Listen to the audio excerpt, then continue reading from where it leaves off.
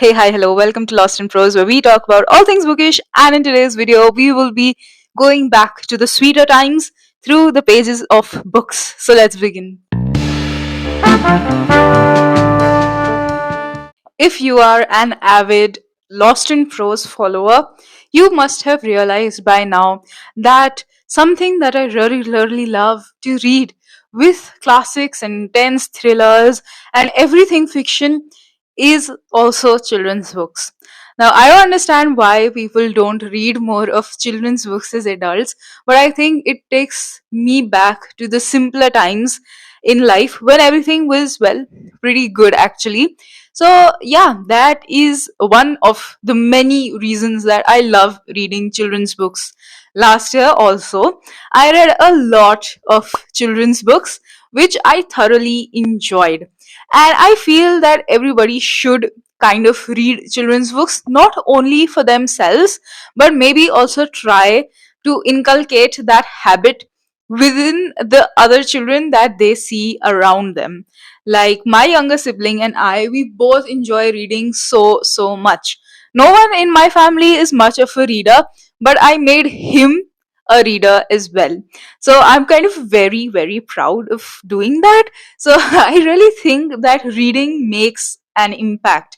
It makes a child more empathetic. It makes the child, discover new and hidden avenues in life. Diving into something that is fantastical, mythical, is something that everyone just needs, right? It's an escape from everything reality and everything, well, real. So, I really think that children's books have been an inevitable part of me. And whenever I open the children's book, I remember from where it all began. It just, everything comes back to me. My first book, like proper novel that I ever read, was Matilda by Roald Dahl. And I think that's where it all began. And I haven't looked back after that. And I think that is something you guys can also see. I absolutely love reading, and I think that children's books play a huge role in that, and I don't think I'll ever give up on reading children's books, and I really think that you should read them too. So Panmacmillan India was very kind to send across a few children's titles that my brother and I would love to devour, and let's dive into them and let's see what it actually is about. So, haul time. The first book is Let It Glow by Marissa Meyer and Joanne Levy. And yes, I also thought of Marissa Meyer. I was like, seriously? She writes children's books as well? That's amazing. So, anyway, this book is the ultimate holiday, Christmassy sort of a read. From the cover, is definitely what I can decipher. And the plot line is actually very intriguing. So basically, the blurb gives away very little. It says that it's time to let it glow. This is who we are. Together we will glow, shining brighter than the stars on both Hanukkah as well and Christmas Day. It's time for us to celebrate with warmth and love and lots of snow. You and me, we'll let it glow.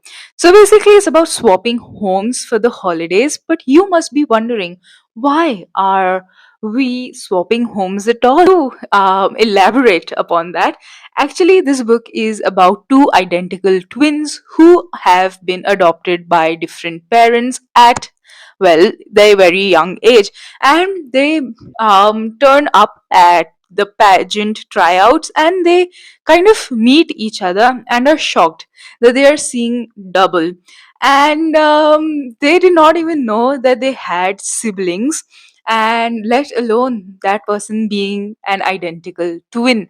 So it's all about that and how they meet and collide and stuff like that, and it's something I really want to dive into really soon because it seems very heartwarming.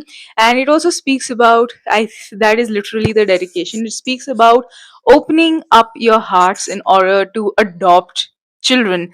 So that is one very heartwarming thing that really touches me all the time. All right, so the next book is Journey to the River Sea by Eva Ibbotson. Now, this book has an absolutely pretty cover.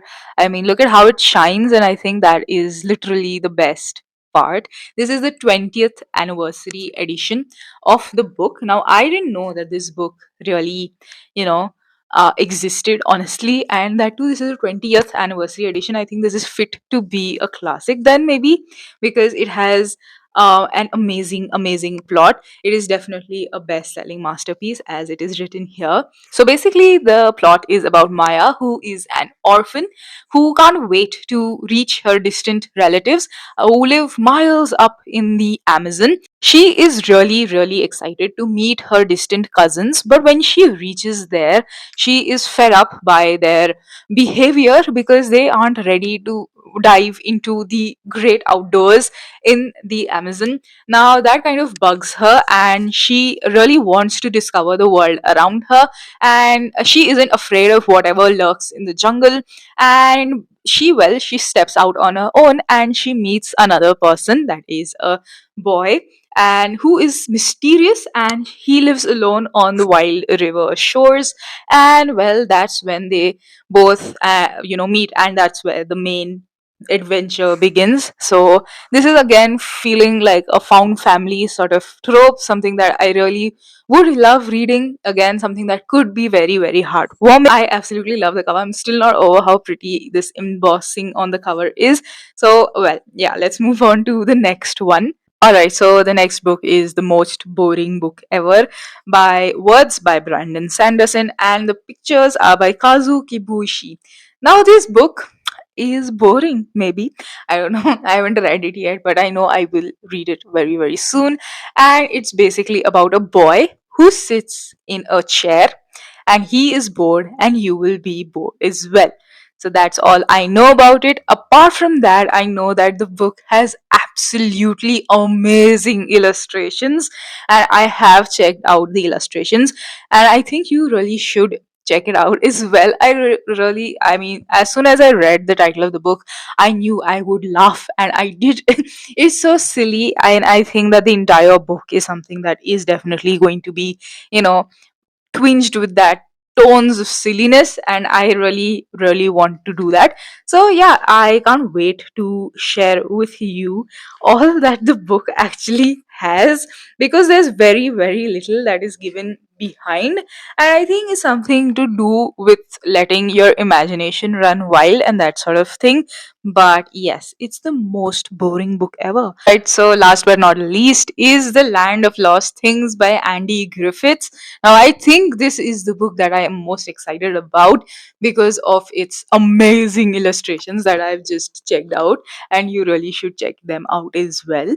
So, this author is pretty famous for his Treehouse series, and I have read the one part of that book. It is the 26 story treehouse, right? So it's kept right there. So the 26 story treehouse by Andy Griffiths is what I've read. I haven't read the entire series, the Treehouse series, but I did enjoy the 26 story Treehouse as well. So this is The Land of Lost Things, which is another adventure series, I think, of this author. So basically, this book is even more adventure filled. At least it seems even more adventure filled and extremely exciting. Now, it's basically about the land of lost things, and here the author says that he asks the reader whether they remember if when we went to the land of lost things in order to retrieve a lost rabbit foot. Well, I don't remember. So he urges that we should set out on one of the most exciting, surprising, and knuckle-headed adventures ever. So this is what the book basically is about. Here, the reader, who is identified as me, you, and also the turtle. So basically, the reader here is identified as you. So you also have that sense of being on an adventure with the author and or the main characters basically, and that is really something that I enjoy. This book is illustrated by Bill Hope, and it's a wonderful job. It's absolutely beautiful. The illustrations are amazing. I would definitely recommend this. And even the treehouse, 26 story treehouse, I remember that also, that book also had wonderful illustrations.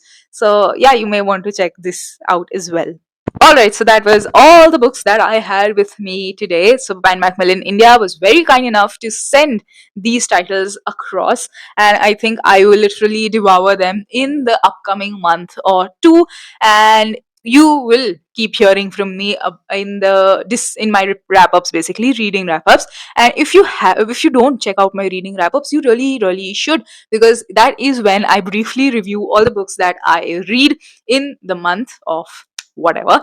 And if you wish to read my reviews, then you could go check out on my Instagram posts and my Instagram highlights. Basically, there is a highlight where I mark all my book reviews. And also stay tuned every Friday. We'll meet every Friday. Don't forget to like, share, comment, and subscribe. I'm trying to hit at least 600 subscribers this month, so don't forget to hit that subscribe button. Goodbye.